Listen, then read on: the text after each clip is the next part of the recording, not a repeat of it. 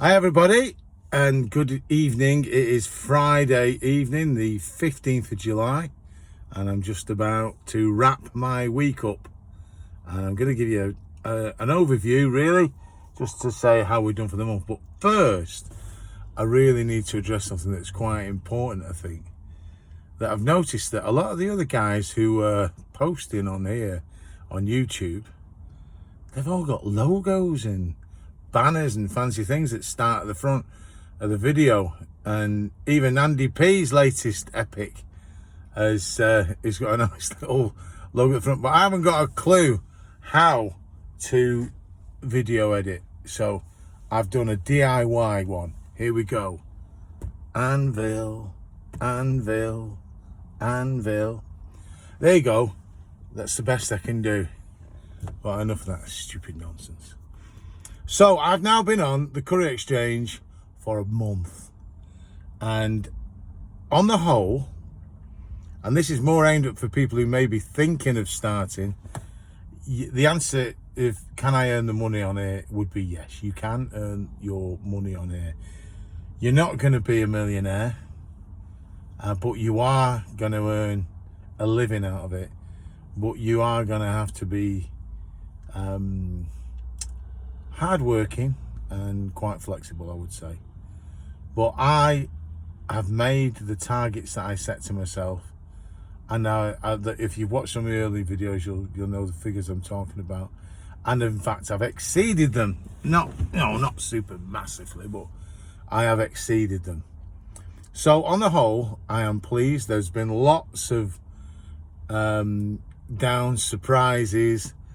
But, you know, with the help of other people who are on here, who I've spoke to on the phone and got guidance off, and I thank them all, you know, especially John from Tall Man, Small Van, and of course Neil up in Scotland there, who's now got his ADR license, so congratulations, Neil, and I hope it brings you success and much better earnings.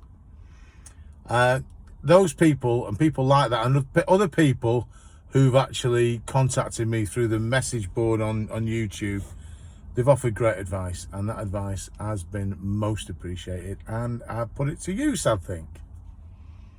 So onwards and upwards. I am still learning, and I'm sure things will improve for me, but I really am fairly pleased, because I anticipated probably a month or two of struggling, maybe of despair and thinking, oh, why have I done this? But no, it's paying the bills. It will pay the bills, and you will be able to earn a living out of it, if that's a question that you've got.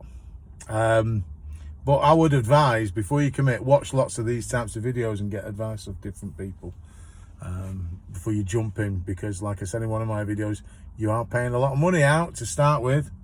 And I actually am now starting to get payments through early off some of the shippers. So I thank those shippers who've sent their money earlier to me, because although I have budgeted that I wasn't going to get anything in at all until at least the end of July, I've actually got about £500 or £600 in, which is a Brucey bonus.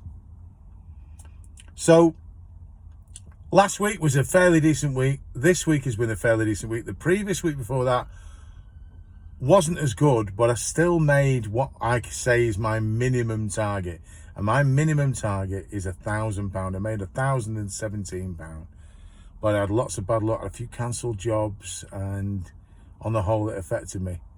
This week I'll give you an example of what I've done this week in terms of the types of jobs I've done. I'm not going to throw loads of mad figures at you, because it's not fair to other people and the shippers, etc. But I started the week with an epic adventure. I bid for a job over the weekend, and that job was a long wheelbase job, and it was going from Burnley, and it was going to Peterhead, above Aberdeen. And I bid for that solely because I thought, I really fancy a drive up there, because part of the advantages of this job is the freedom to do what you want. And for me, because I've worked in a job in logistics before, but it was the same thing every day. You're committed. I don't want to be committed to anything. I want to be free to go wherever I want and work when I want and do what I want. So I took this job, and it was a good price, but it had to be because you're going up there. Because I weren't actually picking up until something like 10 o'clock. It was a bit late, really, to pick up. Maybe it might have been 10:30. Oh no, they changed it to 11. So it was quite a late pickup. And I was taking marine parts for oil pipelines. One drop in Cowdenbeath, and then finishing up in Peterhead. And I knew it was going to be quite late getting up there. It's a long drive. And I thought, I can tramp out. But I decided I'll just see how much a hotel would be in case. And are there any hotels in Peterhead as well? But there was, and there was a few. And I got a hotel for £37 for the night. I thought, well, that's good. And I was expecting it to be a bit of a crap hole, to be honest. But it was nice. But I'll tell you about that. So I did the drive up, went to the first stop at Cowdenbeath, and then I got to Peterhead about 7:15 in the evening. They were expecting me to come. I had to ring a number, and then it was a massive, massive place. And a guy came through the factory with his forklift truck and took the 2 other pallets off. And they were going to go on a ship the next morning, or a boat or whatever, that was going to go out to the gas rigs and the oil rigs, drop off these parts that had been remachined. So then I thought, I'll get something to eat, I'll fill the van up. I didn't use a full tank getting up there, but I thought I'll fill it up. And the fuel was actually 5p a litre cheaper up there as well, which was good. And I'll make my way to the hotel and check in. So I checked in the hotel, and it was nice. It was called the Waterside Hotel, and it had a pool and a gym. I was expecting like a travel lodge type scenario. Not that I use the gym, as you can probably see. I'm not really a gym monkey. So they checked me in. I went to the room, and it had a bar. So I thought, I wandered out, and it was full of pensioners. And there was 2 big coaches parked in the car park. So it's obviously one of those places that, Shearings and that lot use as a stopover for a tour around Scotland. And what a laugh they were. I'd wandered down, I still had my polo shirt on and my work pants. And there's like, oh, look at that, a working man. And they had a right giggle, bought me a drink. So then I felt obliged to buy them a drink, the crafty sods. And then I ended up splashing out for quite a big round, but never mind. And then I had a couple of drinks in the bar, then a bit of a laugh, went back to my room, shower, watched a bit of telly, and I did have the feed on, but I mean, it's the back end of nowhere, and literally nothing was coming out. But I wasn't bothered, because the price of the job would have covered me to drive home that day. Even with the hotel stay and the fuel, it was a good price. But I thought, I'm up here, I'll get something. I did actually notice when I've been driving about working that work comes out of Aberdeen for ADR quite frequently. So I thought I might stand a chance of picking up an ADR job, even if it's only going to Dundee or maybe even down to, Glasgow or Edinburgh. That'd be great anyway, because the rate you get for ADR is a bit better anyway. So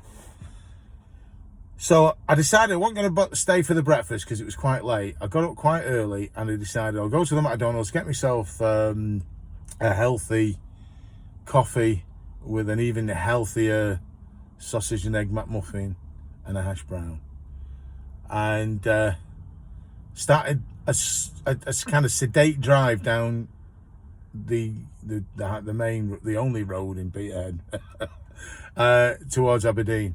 And a job popped up. A job for a long wheelbase popped up between Peterhead and Aberdeen. I couldn't believe it.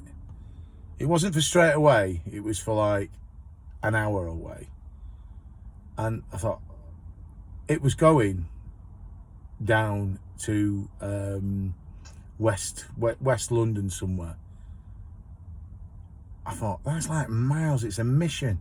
And I was looking on the map at it before I was bidding and thinking, how many miles is that? It's going to take me eight hours, maybe 9 hours to get there. So I put a massive quote, by my standards, on this job. It was like, well, I'll throw a rough figure, but let's just say it was just under £800. And thinking, I don't think I'll get it, but maybe, I'm the only van round here. Let's see what happens. Anyway, they only rang me and asked me when could I get there. And basically, they give me the job. It's sent through. I couldn't believe it. I thought, wow, this is amazing. This will be my biggest paying job ever that I'll ever get on the Courier Exchange. And it was for a marine engine in a crate. So I rung the guy who was supposed to meet half an hour before I was going to get there. He said, right, I'll leave home now and meet you. And I ended up in this big yard, and it was full of like all marine salvage things and lifeboats, you name it. Anything you can think of to do with ships was in that yard. And sat in the middle of the yard was a crate.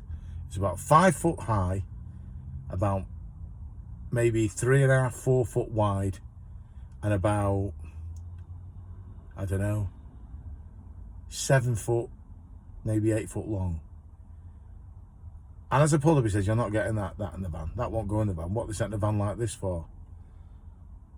So I said, well, that'll fit in the van. But the trouble was, it was a crate built on, and where the forks going were at the side, so they're at the long side, not at the ends. That was completely blanked. He said, I need to put this on a curtain sider or a flatbed. So I said, well, you've obviously not specified to him. Well, I sent them the measurements, yeah, but you've not told them that it has to go that way. So they've sent a van, and I'm the only one for miles. So I looked at it and thought, we could get that in. I said, if we put that crate on another pallet, a long pallet, then you can get it from the end, and then we can put it in the van and push it down the van. Oh, I'm not prepared to do it. This is a very expensive engine. He said it in a Scottish accent now. I said, well, don't worry, because I'll be strapping it down. It'll be strapped down. I'll put 3 straps all on end in the middle. It can't move. Oh no, I'm not prepared to do that. I want a flat. And he wouldn't do it. He would not do it. So I had to ring the shippers and tell them. And then I sent them a picture of the item. And they said, well, we'll try and get them a flatbed, but, it depends how the price might be affected. And in the end, the upshot was I got £35 for cancellation. So that was a gutter, that. It was an absolute kick in the knackers. But it's what it was. So I spoke to my agent up in Scotland, Neil from Neptune, and he had said, have a drive down the A90 way, and you might pick some up Perth or whatever. And anyway, the upshot was, what happened was, I drove down the A90.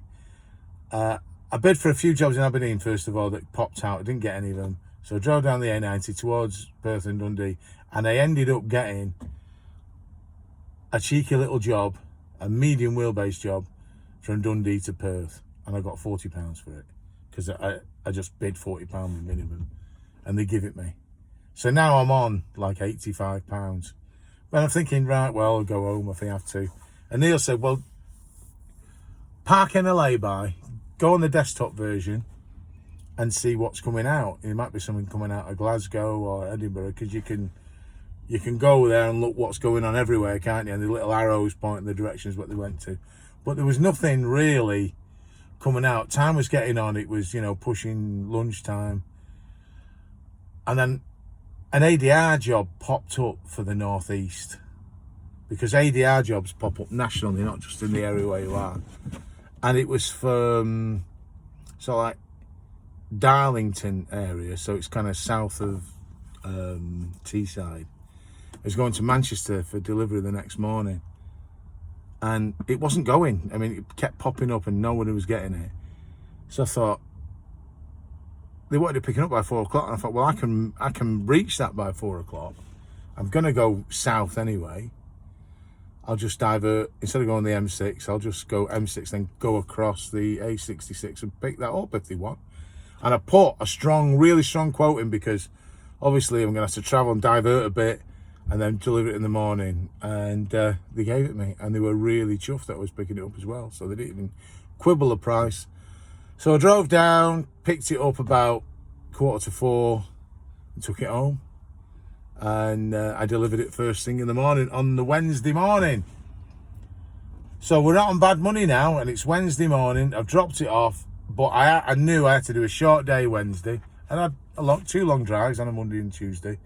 So all I did Wednesday, I just stayed local. I decided I wasn't going to venture any further than 50 miles away from where I was, because my mum was been a bit rough, so I wanted to, be handy just in case she needed anything. And, I didn't want a heavy day. So I just ended up doing 3 fairly local jobs on Wednesday, and I was done and dusted for like 2:30. And I didn't do bad money really, because I just did 3 jobs and I wasn't looking for anything going any distance. I even didn't bother bidding on ADR work that was going quite a distance that was really tempting. I just left it. So that leads us to Thursday. Yesterday, and I got 2 jobs, but it worked out absolutely great. I took a job from a solicitor's, and it was 2 water cooler stroke heaters. It wasn't a long wheelbase job. It was in the middle of Manchester, and I had to go like down to an underground area. They loaded them on, and I was taking them to Norfolk. And I'd quoted quite strong money on this, because Norfolk, it's like the arse end of nowhere, isn't it? There's nothing coming much out of there, because it wasn't actually even in Norwich itself. And they gave me the job. Now, if you think this job was probably about 160 miles, and from Manchester you can get to Glasgow, which is 200 miles or something, in 3.5 hours. It took me 5.5 hours to get there, because of course you just run out of motorway, don't you? Then you end up going on the A17 or on the other, I can't even remember what they're called, the other roads. And it's a mission, an absolute mission. So a lesson's been learned. You're going, I should have put more money on that job, but it is what it is. I got it delivered, got it signed for, and thought, well, there's absolutely bugger all around here. And and the night before, when the guy gave me the job, they were from Norwich, and they said, oh well, if you're going back to Manchester, we might be able to find something for you, and we'll give you, if we've got something, we'll give it you, even if it's like pick up today and deliver tomorrow. But I didn't hear jack off them, to be honest with you. I even rang them, and they said, no, we got nothing. So I decided, from where I was, the best bet would be, this is now sort of like early afternoon, would be to drive towards the Peterborough area, because there's going to be more work coming out from that side. And I got a job. I drove for about an hour, and then a job came up, Corby to Burnley. And again, it was for a small wheelbase, short wheelbase. I thought, well, I'm bidding for that. And I bid for it, and I got it. And it was a good job. And I went to a bakery, and I took the I don't know if you call them an engine, the electric motor, from a bread slicing machine, and I took it up to an engineering firm up in Burnley who were going to repair it for him. So I had hardly any wasted miles. I'm not all that anal about wasted miles and things like that, me, but so you could say I had 30 wasted miles, but I got paid to go down and come back up. So it was a good day, and it was a good earning day, and I was home for about 7 o'clock in the evening, so it was not too bad. Which left today. I didn't get a job to start the day with, because I couldn't be bothered looking at it. So when I got up this morning, after getting up a little bit later than I normally go up, I just thought, I'll get what I get today. And that's exactly what I did. I got what I got. I managed to get an ADR job from Runcorn, and it was going to Wolverhampton. And I quoted for it, because I could see they were struggling to clear it, and put extra money on for me having to travel to Runcorn. And they rang back, And I explained to them, I said, look, I know it's a bit higher than the normal ADR rate, but, I've got to travel to Runcorn to get it. And they said, okay, that's fair enough. We'll give you the job. So they gave it me. I went down to Wolverhampton. I delivered it. And I got absolutely jack out of Wolverhampton. I sat for an hour and everything was going south or into Birmingham, but not in any direction that I wanted to go. And I decided I wanted to get out of that area before the traffic snailed me up. So I took a slow drive northwards up the M6, seeing if anything would pop up from Stoke or Stafford, but nothing really pop up to, interest me.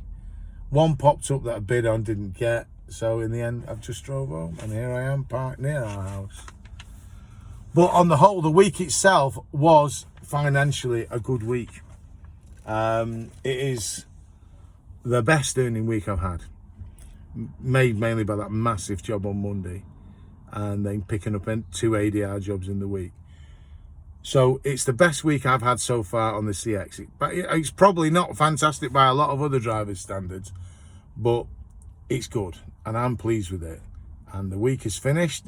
I'll see if I can pick something up for Monday on the feed in a bit. But it's been okay.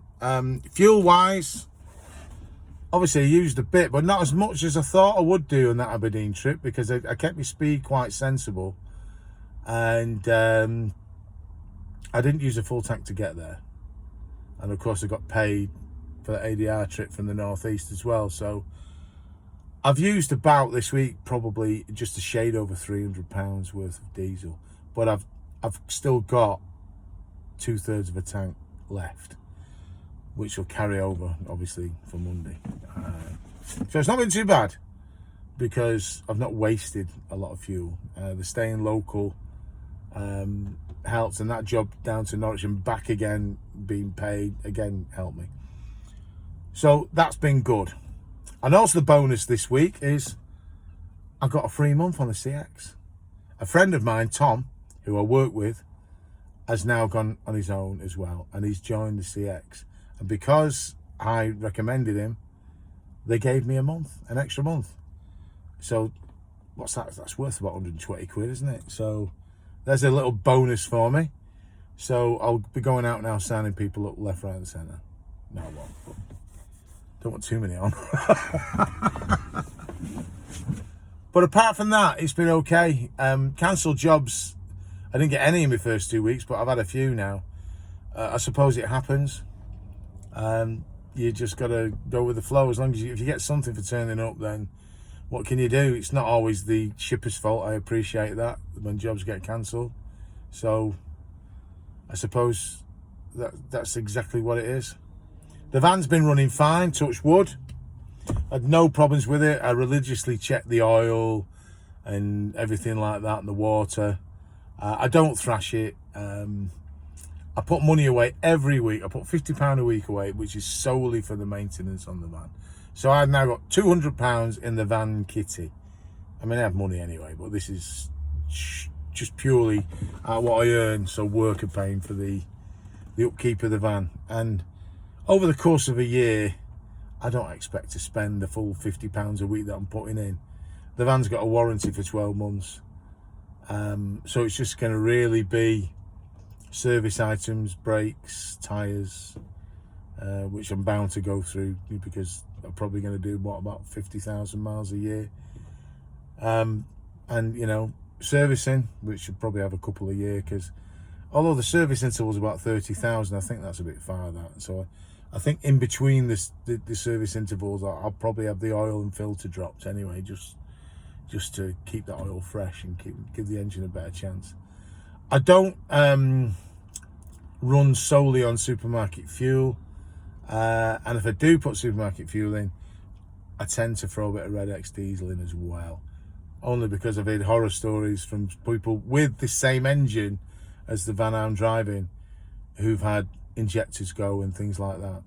And it might not be true, because when you go to a garage and the mechanic says, "Ooh, it's all that supermarket fuel," they've all got a different opinion. it's I not take a chance. I put a bit of cleaning agent in Red X to just help along the way. Because someone said, oh, the supermarket fuel is the cheapest. It's the rubbish. It's the rubbish that's just barely tolerant. So I don't know if Tesco really go out of the way to buy shite, but I don't take a chance. I try and keep the van, you know, clean, tidy and well maintained. So that is what my week's been. The month itself has been okay. I'm still learning. I'm still taking advice. But the most important thing is I actually am enjoying it. The reason why it's different than maybe other people, because I'd worked in a job that was quite well paid, and you know, but it was just monotonous. I was sick of doing the same thing, and I was sick of the commitment. I didn't have a mortgage anymore. The attraction of this job for me was the freedom, the fact that if I don't want to work that day, I won't work. The only person got to deal with that is me. If I want to go on a magnificent adventure to the other side of Aberdeen and stay in a hotel, then I'll do it. It's not just about the job and earning money. It's the fact that you can have a bit of fun on your job, see interesting things. When I was up in Peterhead, I was walking along the front. I would go and see the lighthouse, go down the harbour and have a nosy around. It might not be to everyone's taste, but I've never been to Peterhead. I've never, you know, hardly ever been to Scotland. So while I'm there, I took advantage of the fact to have a nosy around. And you know what? It's really nice. I know it's quite industrial because it feeds the gas and oil fields, but on the whole, it's a nice place. And this job, when you're driving through that Scottish countryside or through the Peak District here and all the other lovely places, you actually appreciate it and you enjoy it. So this job to me is not just about earning money. It's about freedom, enjoy myself, and most of the time I enjoy myself. I like it. I like the fact if I want to work late, I'll work late. If I want to finish early, I'll finish early. It's totally up to me. Now that might not be for everybody, and some people might want the security of knowing I'm going to get X amount of pounds every week, because I can't guarantee to myself that I'm going to earn that money every week, can I? But I'm not worried because I know how much my minimum is, and I have exceeded that every week so far. So apart from possibly come the end of Christmas in January and February, I expect it to be quieter. The extra money I've been taking will go to supplement that anyway. So that's it for this little video. It was just a rundown of the kind of week I had. I've not really come across any real problems apart from cancelled jobs and, you know, the odd bit of handball that you don't expect. But, you know, it's all part of the job, isn't it? And you've got to just muck in and do it. So I hope everybody out there is doing well as well. I hope you're all taking enough money. And I hope that anybody who's considering coming on, you find these mutterings of a fat bald fella who's not been on very long useful, because that's the only reason why I put him on, in the hope that it'll help somebody.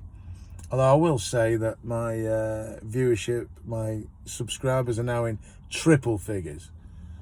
So I'm obviously going viral. So Neil, watch out, I'm coming for you, mate. And if I ever learn how to edit my videos properly, you never know, I might even overtake you. And don't nick all my ADR work either. You take care, everyone, and thank you for watching.